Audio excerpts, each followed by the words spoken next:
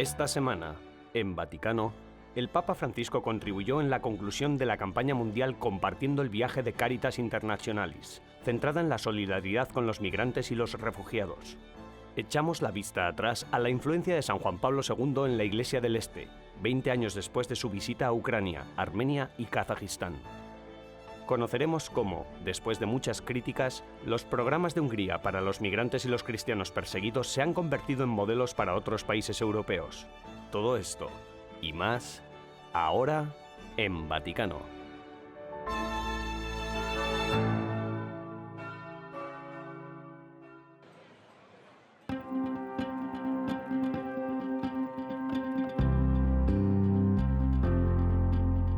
Benvenuti e bentrovati tutti.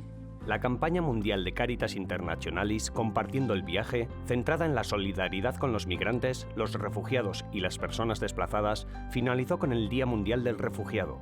La iniciativa concluyó después de que miles de personas encendieran velas virtuales y dejaran mensajes de esperanza y fraternidad para quienes han tenido que huir de sus hogares. We gave ourselves a few challenges. Nos propusimos algunos retos, no solo ver a los migrantes, sino mirarlos con compasión, no solo oír su voz, sino escuchar sus historias y preocupaciones, no solo pasar al otro lado, sino detenernos como el buen samaritano y vivir un momento de comunión con ellos. El 27 de septiembre de 2017, el Papa Francisco inauguró esta campaña, que se convirtió en una comunidad solidaria con 130 iniciativas diferentes repartidas a lo largo de 162 centros de todo el mundo, incluyendo la semana Compartiendo la Comida y la Caminata Solidaria Global, encabezada por el cardenal Luis Antonio Tagle en Roma. También el Santo Padre participó en la campaña del collage compartiendo una foto de sus padres que habían emigrado de Italia a Argentina antes de que él naciera. Aunque la iniciativa oficialmente haya terminado, Caritas seguirá compartiendo su historia con los migrantes, los refugiados y los desplazados.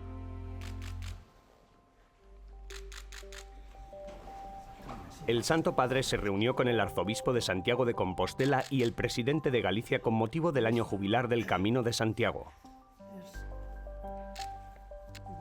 Siempre que la fiesta de Santiago el Mayor, el 25 de junio, cae en domingo, se inaugura un año jubilar. Este año será el inicio del Año Santo y el Papa Francisco lo prolongará hasta 2022. Durante su encuentro, el arzobispo Julián Barrio y el presidente Alberto Núñez Feijóo obsequiaron al Papa Francisco, antes de invitarle a visitar Compostela, con libros sobre la Catedral Compostelana, la región de Galicia y una concha, símbolo del camino.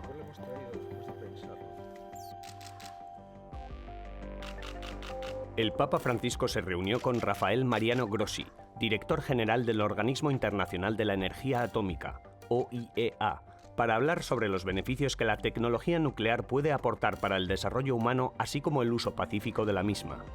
El director Grossi destacó que tanto el OIEA como la Iglesia Católica comparten un gran interés y compromiso por la mejora de la vida humana y de la sociedad. Como el Santo Padre ha sido un gran defensor de un mundo libre de armas nucleares y del Tratado de No Proliferación de Armas Nucleares, Grossi y el Papa Francisco departieron acerca de la no proliferación nuclear en el desarrollo de un mundo seguro y pacífico. Para la quinta Jornada Mundial de los Pobres, el Santo Padre eligió como mensaje central el pasaje del Evangelio de Marcos: «A los pobres siempre los tendréis con vosotros». Con este mensaje, el Papa Francisco quiere recordarnos que debemos permanecer centrados en Jesús y que en Él encontramos el sentido de la verdadera pobreza a la vez que despertamos la capacidad de ver a los pobres en nuestra vida cotidiana. El mensaje sirve para recordar que los pobres no están separados de la sociedad, sino que todos estamos llamados a verlos como nuestros hermanos y hermanas para tratar de aliviar su sufrimiento. Como cada año, la Jornada Mundial de los Pobres se celebrará el 14 de noviembre con una semana de programas dedicados a proporcionar ayuda a los más necesitados. El Papa Francisco recibió en el Vaticano a Salomé Zourabichvili, presidenta de Georgia. Ambos se centraron en mantener la solidaridad internacional durante la actual pandemia mundial. Durante la visita, la presidenta Zourabichvili regaló al Papa Francisco un cuadro con la partitura de un canto gregoriano del siglo XII. y el Santo Padre entregó a la presidenta una colección de documentos pontificios, entre ellos su mensaje para la paz 2021. Además, la presidenta Zourabishvili habló con el Santo Padre sobre las crecientes preocupaciones ecológicas y la mejora del cuidado del ecosistema georgiano y de la población local.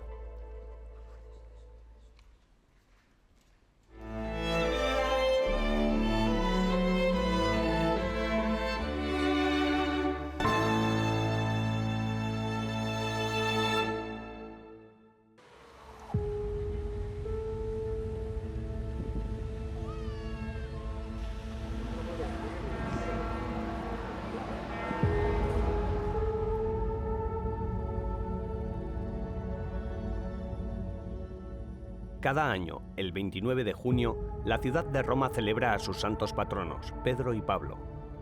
Una fiesta litúrgica en honor al martirio de los dos santos apóstoles, un martirio que sufrieron en el año 64 después de Cristo, cuando el emperador Nerón acusó a los cristianos de ser los responsables del incendio que devastó Roma.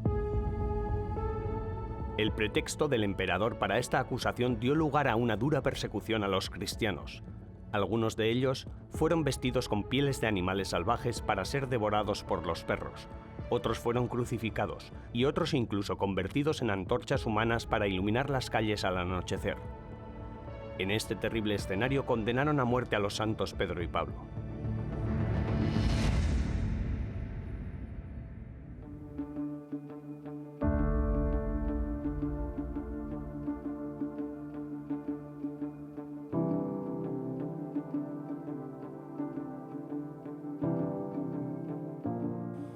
San Pablo, ciudadano romano, fue decapitado.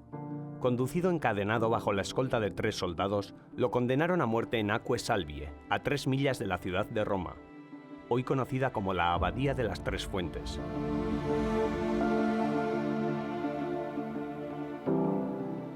El nombre de la abadía proviene del recuerdo del 13º apóstol. Según una antigua tradición, en el momento de la persecución, la cabeza de San Pablo cayó al suelo y rebotó 3 veces, dando lugar cada vez a un manantial de agua, que hoy se visibiliza gracias a los 3 pequeños santuarios en la iglesia de San Pablo de las Tres Fuentes.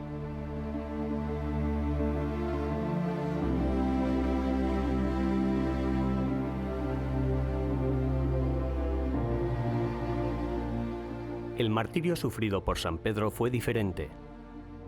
Según una tradición bien establecida, San Pedro no se consideró digno de sufrir la misma muerte que Cristo y se hizo crucificar boca abajo. Esto ocurrió en las cercanías de donde hoy se erige la Basílica de San Pedro, en el Circo de Calígula. Todavía tenemos un testigo silencioso de este acontecimiento, el obelisco que se levanta en medio de la plaza. Un obelisco que, en el año 40 después de Cristo, por orden del emperador Calígula, llegó a Roma desde Egipto para ser instalado en medio de su circo, que se encontraba a la izquierda de la actual Basílica de San Pedro.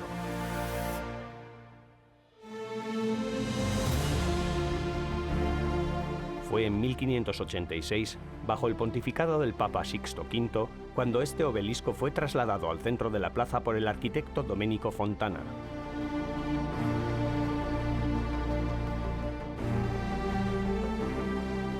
La fiesta de los santos Pedro y Pablo, originada en las primeras comunidades cristianas en recuerdo de su martirio y la veneración de las reliquias de los dos apóstoles, se sigue celebrando con solemnidad todavía hoy.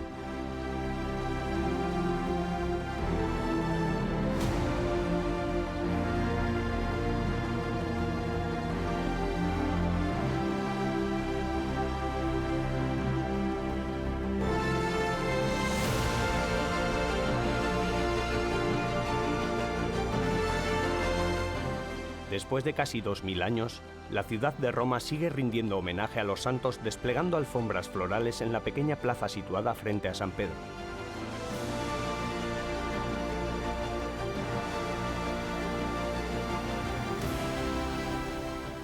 A nuestro regreso, conoceremos a la embajadora de Gran Bretaña.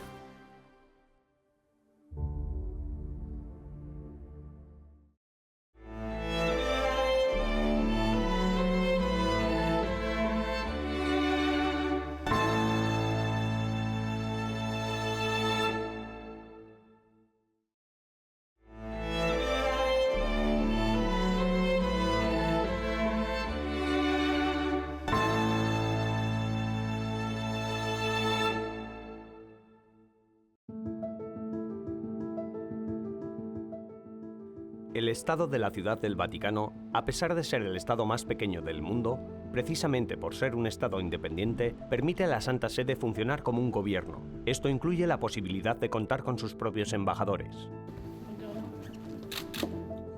La embajadora británica ante la Santa Sede, Sally Axworthy, fue nombrada embajadora en septiembre de 2016. Tras presentar sus credenciales al Papa Francisco, su misión comenzó a fomentar y promover la relación entre el Reino Unido y la Santa Sede.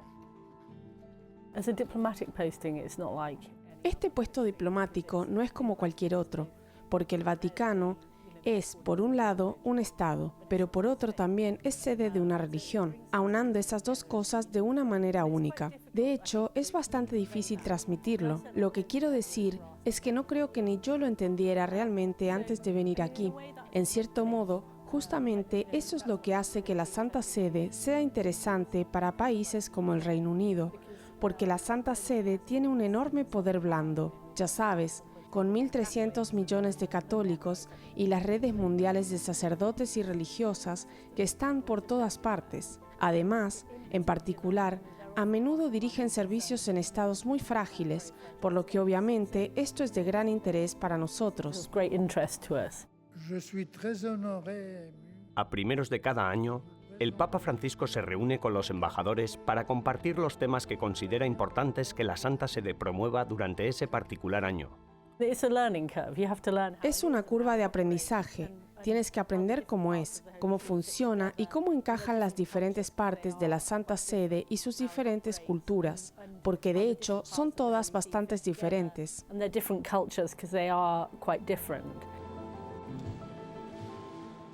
Cada país aporta al Santo Padre sus intereses, su agenda y los asuntos globales en los que les gustaría colaborar con la Secretaría de Estado del Vaticano.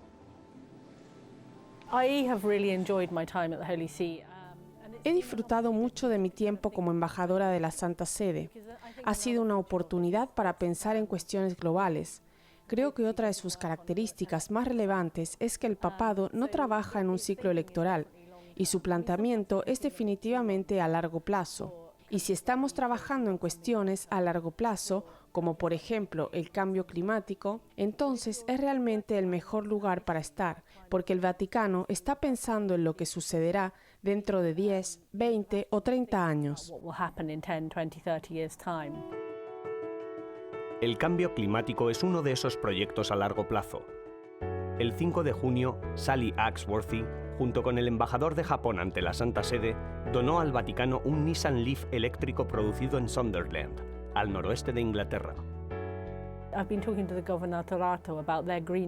He estado hablando con el gobernatorato sobre su programa ecológico, que es bastante impresionante. Han hablado de la introducción de vehículos eléctricos, pero no solo están pensando en cómo conseguir vehículos eléctricos, sino en cómo van a reciclar las baterías al final de la vida útil de los mismos. En los 183 países que mantienen relaciones diplomáticas con la Santa Sede, hay 18 mujeres embajadoras. Durante la pandemia, las mujeres han unido sus fuerzas para potenciar sus actividades.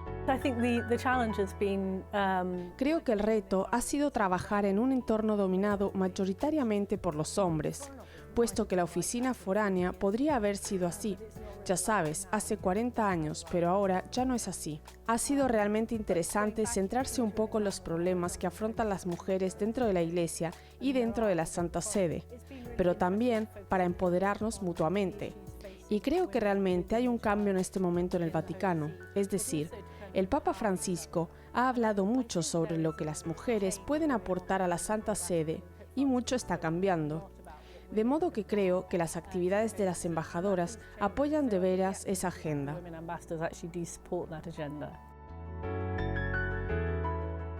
Después de 5 años, la embajadora Axworthy se despidió del Papa Francisco el 21 de junio y regresará a Londres para continuar su servicio exterior.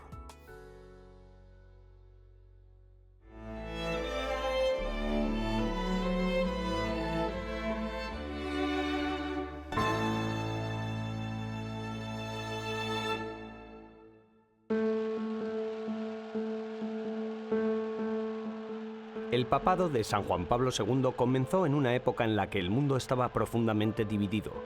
Durante su pontificado, San Juan Pablo II tendió puentes entre Oriente y Occidente, y ciertamente se debe a sus oraciones y acciones que la llama de la fe de la Iglesia silenciosa siguió ardiendo en Oriente.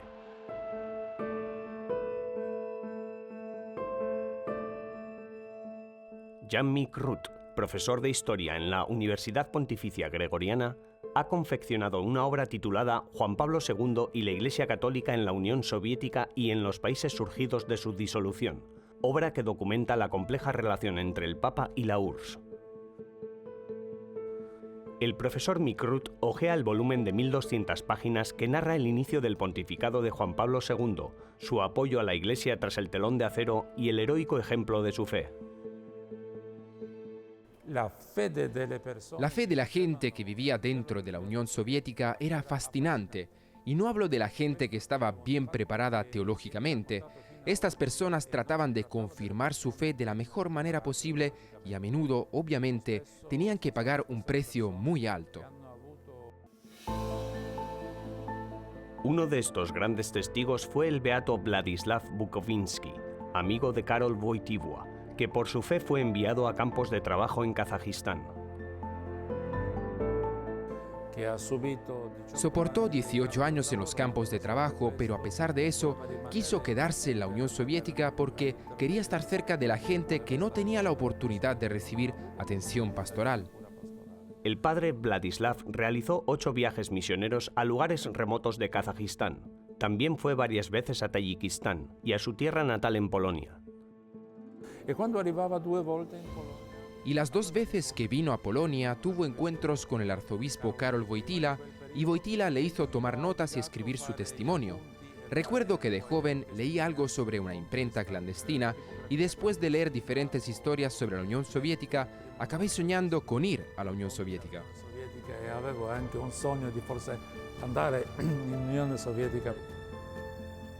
El exilio del régimen soviético permitió algo bueno.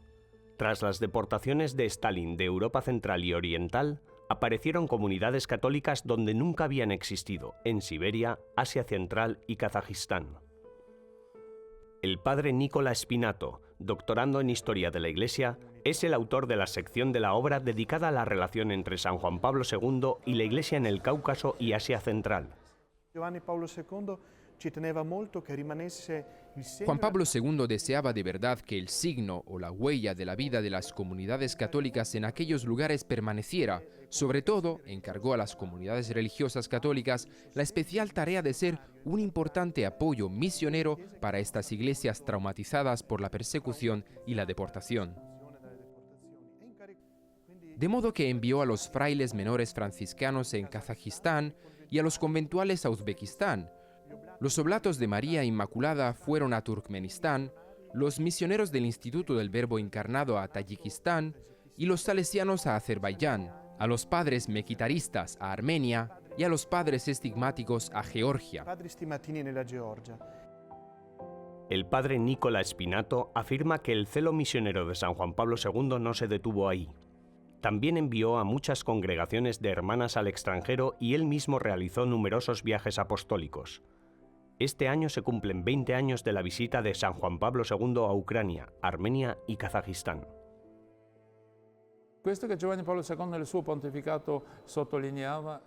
En el pontificado de Juan Pablo II, al menos en la primera fase de su pontificado, la cuestión no era solo la de la libertad religiosa, sino también la de la dignidad humana, la dignidad de las personas que tienen derecho a vivir según su conciencia, los valores y la orientación de su vida. Por eso, Juan Pablo II fue un papa muy querido y muy valiente. La presentación de esta obra tuvo lugar en un evento online el 18 de junio en la Universidad Gregoriana. Tras la pausa, hablaremos con algunos de los estudiantes que se benefician del programa Hungría Ayuda y de cómo este país, Hungría, está siendo ejemplo de ayuda a los cristianos en países en plena crisis.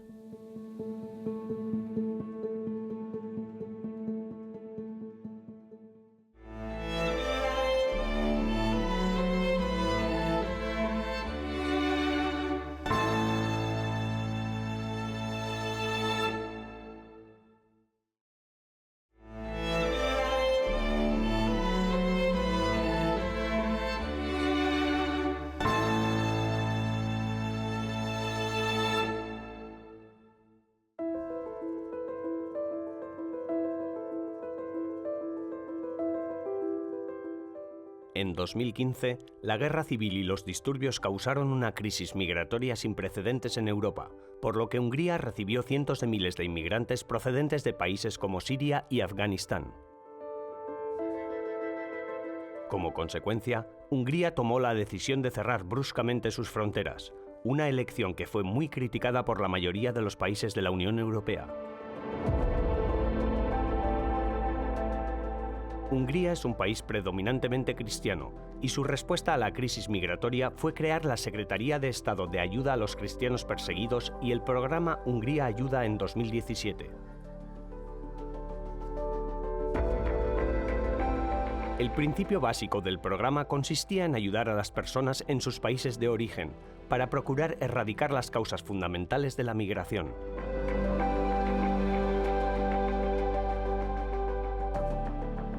Ese mismo año, el gobierno húngaro también creó un programa de becas para jóvenes cristianos que viven en regiones en crisis a lo largo de todo el mundo.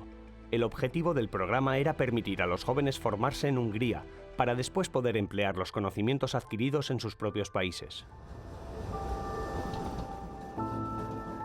Actualmente, 166 estudiantes cristianos de regiones en crisis estudian en 14 universidades húngaras. Estos estudiantes proceden de Oriente Medio, África y Asia. La estudiante católica iraquí Reta Jova, que ahora cursa un máster en Ingeniería Mecánica en Budapest, dice que para ella era complicado ser una estudiante cristiana en Irak.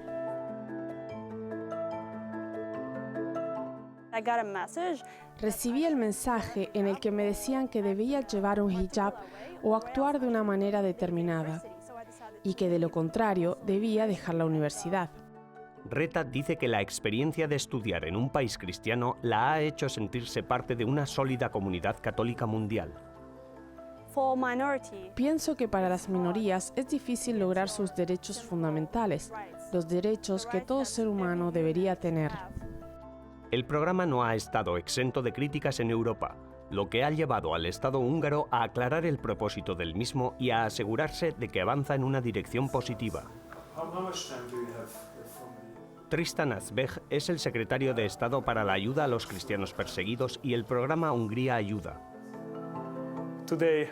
Vivimos en una época en la que en el mundo hay 340 millones de personas discriminadas o amenazadas por ataques genocidas por su fe en Jesucristo. Tristan afirma que el programa tiene como objetivo frenar la futura migración a Europa ayudando directamente a los países que atraviesan dificultades, independientemente de su etnia o religión, y dando prioridad a la población cristiana.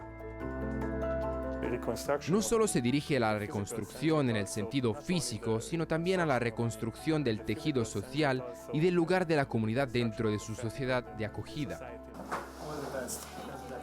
Un estudiante católico de posgrado que está haciendo precisamente eso es Kennedy Mutua, de Kenia.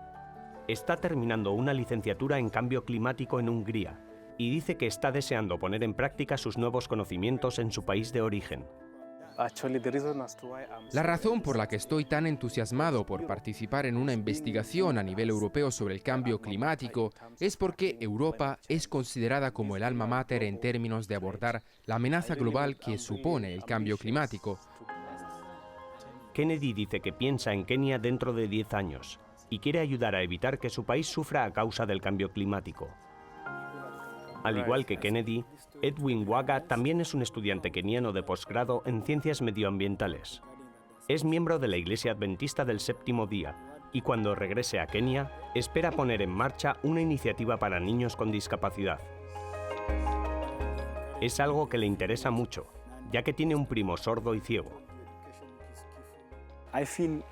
Pienso que debo extender la mano de Dios a los niños menos afortunados de mi comunidad. Edwin también destaca la importancia de trabajar con los jóvenes de su país, ya que pueden ser objetivo de grupos musulmanes radicales. En realidad ahora el gran problema es lo que yo llamo la radicalización de la juventud. Se están centrando en los estudiantes universitarios. En medio de las críticas que culpan a Hungría de mantener sus fronteras nacionales cerradas a los migrantes y refugiados, los testimonios de estos estudiantes sirven de ejemplo al Estado húngaro. Nuestro apoyo a los cristianos es explícito porque somos un país cristiano. Tenemos esta conexión cultural. No es solo ideológico, sino también una necesidad humanitaria. Además, hacemos extensiva la solidaridad del pueblo húngaro a otros grupos. Tristan Azbeg dice que también hay un programa hermano en Hungría dedicado a todos los estudiantes de países en desarrollo, independientemente de su origen y religión. Este año, el país vecino, Croacia, ha seguido el ejemplo de Hungría y ha creado un programa de becas para estudiantes cristianos de países en crisis. Coinciden con Hungría en que los cristianos son el grupo más perseguido del mundo y que, por tanto, necesitan un apoyo adicional.